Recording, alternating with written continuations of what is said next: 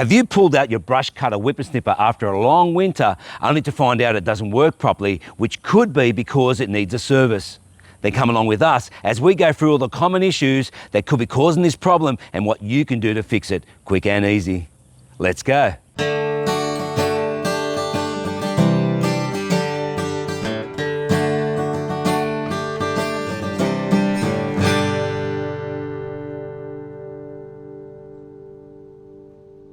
Hey guys, Musa here from Quantum Home Improvements and Solutions. Welcome back. If this is your first time to our channel, it's great having you join us. And I'm excited to say I've got Chicken Nugget back. G'day guys.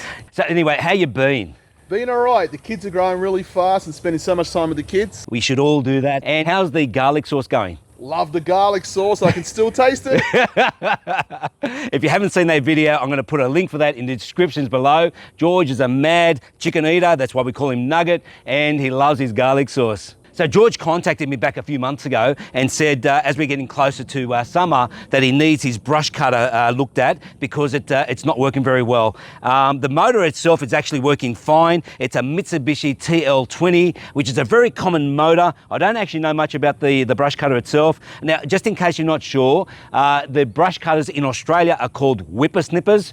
So anyway, this brush cutter is very easy to service. But the issue here, I think, there's maybe some friction or something stopping the shaft from turning. So we're going to have a look at the whole thing. This is pretty easy to do, and so we're going to get straight into it. So George, the first thing we're going to do is empty out the petrol. Petrol goes stale after a couple of months, especially over the winter months, and it's best just to toss it and start again. Is that okay? Yes. Okay, George, that's done. If you could just pass me the petrol. So the petrol we use, or gas, is a high octane. So a lot of these type of mowers or whipper snippers or brush cutters do need high octane. So using E10 or ethanol is not good for these machines. Okay, that's enough. So what we're going to do is actually just disassemble some of these components on the actual motor, and we're going to clean them up. Okay, so now I'm just going to take off this choke cover. Just one Phillips head screw. Okay, so that's looking pretty dirty in there. Now I'll just take off these two screws.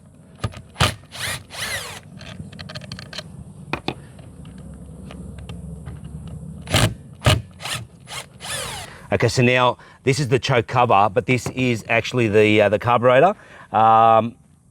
And it's looking actually pretty good. So I just need to give it a bit of a clean up, as we said.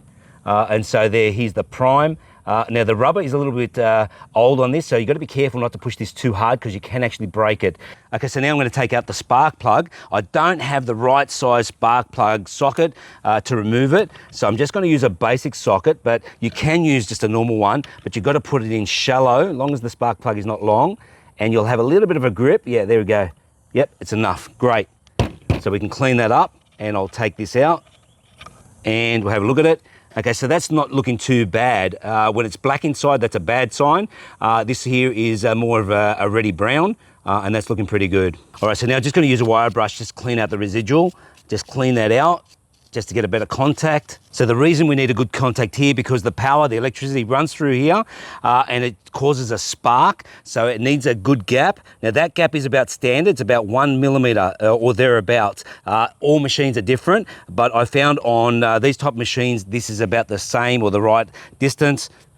And so the more you clean it, the better the electricity runs through it, and the better the spark, which means better the running of the brush cutter. Okay, that's looking really good. I'll put that aside. Okay, now George, I'm gonna get you to give me a hand. I wanna wash this out with petrol. Sorry to splash you, eh? No, I'm all right. Okay, so just watch out not to get any dirt into the chamber. So I'm just gonna wipe that out. Okay, beautiful. That's looking good, George. It's looking clean. Now the good thing about cleaning these out, especially where the cables are, it allows the actual cable to work properly, so there's no obstructions. So it's a really good thing to do that. So just here is the float chamber. I don't want to open this up. My experience opening these up, it causes more problems than what it's worth. So we'll just leave that. Is that okay, George? Yes. Okay, so just a little bit of dirt in between the hose here. Just make sure I can get that. I want to be very comprehensive, and I am blocking this hole here so the shrapnel doesn't go in. Okay, George, look how much dirt is in there. It's still heaps, eh? Wow. All right, I'll just clean inside here. Okay, so the gasket's still looking okay. Yep, it's still pretty good. Now, if you do damage these gaskets, you can actually make your own, or you can just buy another one. Okay, so just clean around this side. Hey, George, I've got to say, this is actually not too bad a condition. You've looked after it pretty well. No, I have. It's pretty, it's been treating me really well. So how long have you had this for? Oh, about 6, 7 years. Wow. Okay, I'll just clean around this side and we'll be done. Okay, George, this is looking pretty good. We'll just put it back on the table. Yep. Okay, so now, George, I'll just wash these covers up. Looking brand new. It's looking good. Okay, put that one on the side and I'll just clean this one up. This one here is quite dirty. All right, so now I'll just finally clean the screws. They're a little dirty, just on the plate section, the bracket. Okay, last screw done. All right, George, I'm just gonna wipe all these up and just put them on the side so we can just keep a clean area. Yeah, this has come out really clean. I'm very happy with this. And the cables, as I was saying, the cables are looking really good. Everything, all the components look like, you know, they're still solid. They're not broken. This is really good. All right, I'll just clean the gasket a little bit. Okay, so now I'll put this back together. So this cover here, this choke, is basically just a manual. So if you can see there, the plastic goes over the hole and it allows only a very small hole there for the oxygen to come through. So the more you turn it, the more oxygen you allow in. This is a very basic system, but I'm sure it works well. It does work well. Okay, so now I'll just put this back in place, put the choke cover on, get these long screws. Okay, so now what you've got to do here is make sure that this screw goes into the thread on the housing on both sides. So once you start it off, then it's fine. Okay, and then all you do is just screw that back in. Don't do it too tight. Okay, so now we just put the top cover on, place it there, and just screw that in.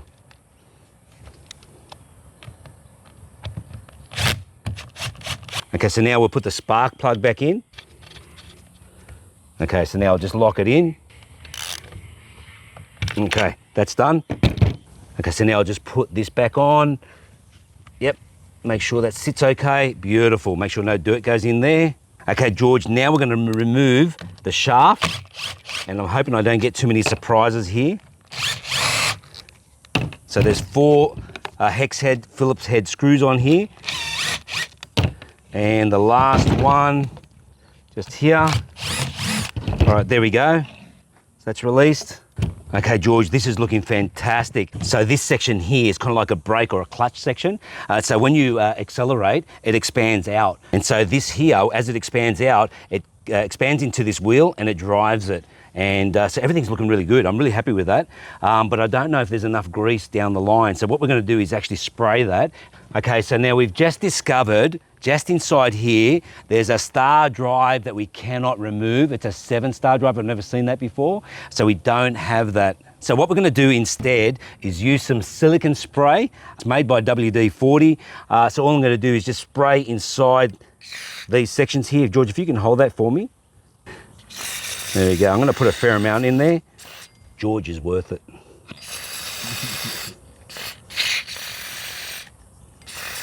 So that'll make its way down.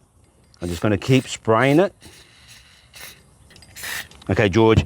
So now what I'm gonna do, I'm gonna put this over you, if you can let that go, and I'll get you to stabilize it. I'm gonna come around the other end. Okay, so I just realized that it's got a nipple here. So instead of pulling this apart, what I'm gonna do is actually just grease it up. George, if you can hold that. That's it. Okay, that's done. Okay, so now when you're putting this together, you got to make sure you put it the right way. So this is the base, that's where the petrol goes in, that's on the bottom. And also on the other end, where you put your wire in, you got to make sure that's facing the right direction. So you can't have it sideways, but flat. All right, so now I'll just put these in.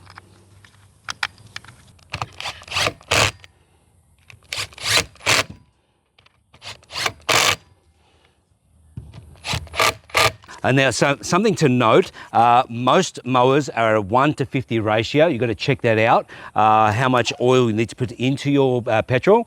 Now, the reason you put oil in your petrol, because it's a 2-stroke, as I said earlier. Now, with 4 strokes, they actually have oil in the motor itself, so you don't need to add oil.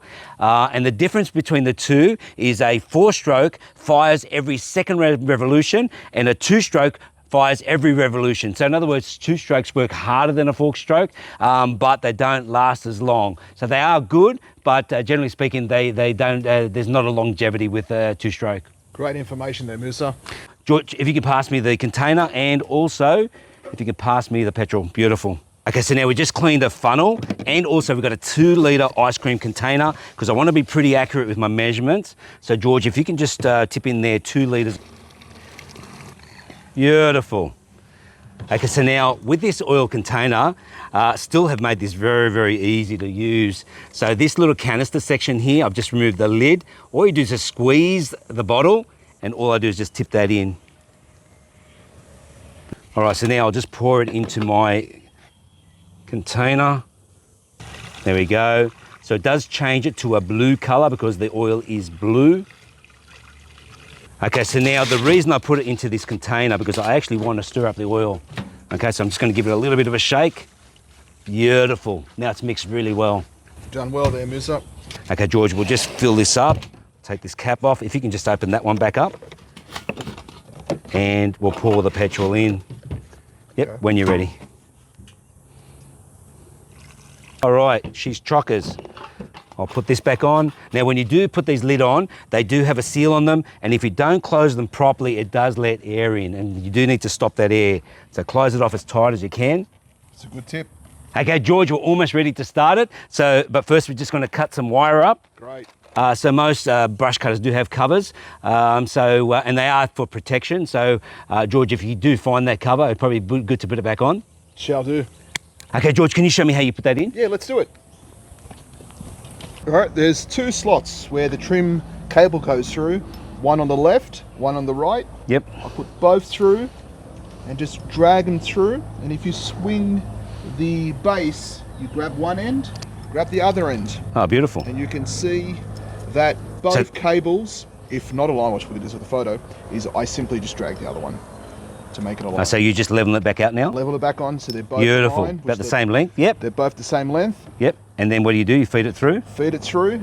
By feeding it through to make it easier, just twist yep. the whipper and feed the final 2 slots on left and right hand side. First on the left. So I pull the right side of the slot, give it a bit of a pull, and we're done there.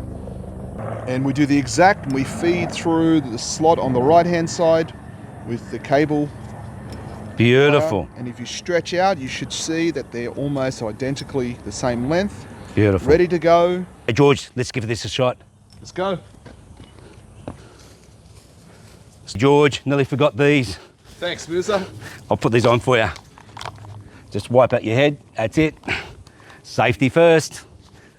Okay, so George, talk us through it. What are you going to do? We're going to put it on start.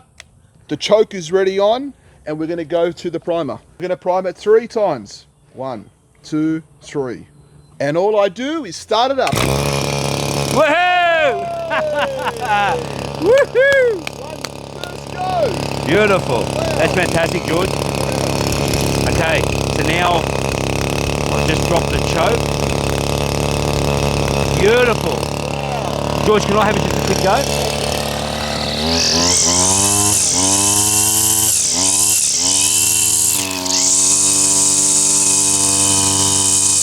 Beautiful. That's fantastic, George. So, George, what do you think? Mate, you've done fantastic. Mate, I'm happy with this. This is a simple motor. Mitsubishi are a good brand. And as I said, it's a very simple, but it's very effective, very strong motor.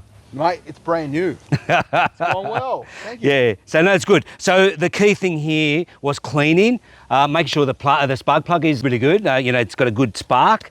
Also, just make sure that your choke is working well. Make sure the fuel is right, so it's not old fuel. Use a high octane. This is number 95.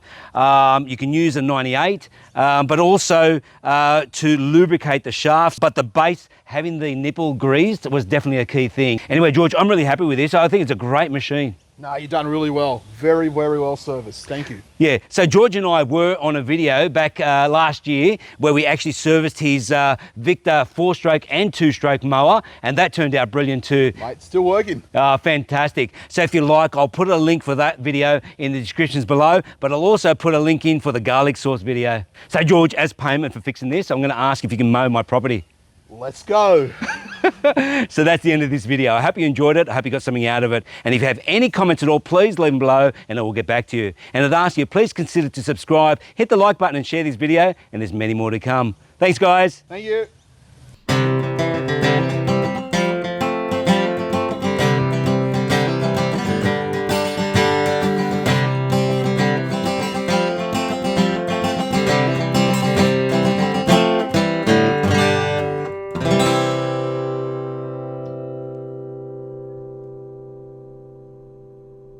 It's really good that you're holding it because I don't want to take those hoses out. As you know, we can cause more trouble than what it's worth.